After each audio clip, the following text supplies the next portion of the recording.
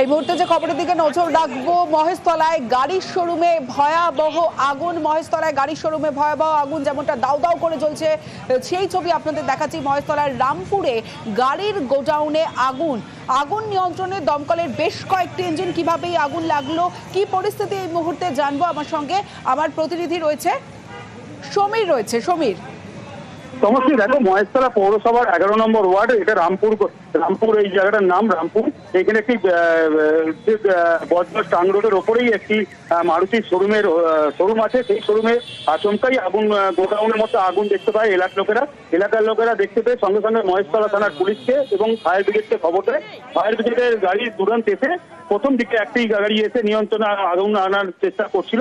পরে ঘটনাস্থলে 3টে ফায়ার ব্রিগেড দমকলের গাড়ি আসে এবং মহেশতলা থানার পুলিশ আসে। এলাকার লোকরাও জল দিয়ে নেওয়ার চেষ্টা করে। এখন শোরুমের যে কয়েকটি গাড়ি প্রস্ফুটিত হয়ে গেছে এবং নিয়ন্ত্রণে আছে আগুন।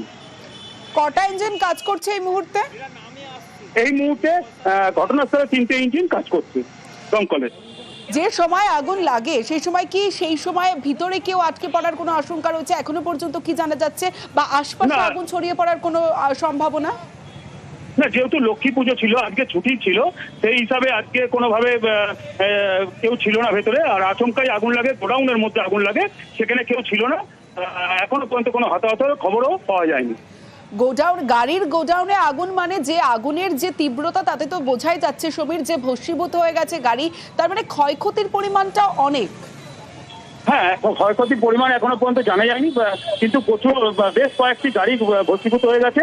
আর সব থেকে হচ্ছে এই যে ব্যাটারি চালিত গাড়ি, এই গাড়ি ইলেকট্রিক শর্ট কি করে হলো এবং যে চার্জে দিয়ে কি চলে গেছিল সেটা নিয়েই তদন্ত করছে পুলিশ। যে কটাই গাড়ি পড়ে গেছে সবকটাই ব্যাটারি চালিত গাড়ি এবং পেট্রোলের গাড়ি আলাদাভাবেই রাখা রয়েছে।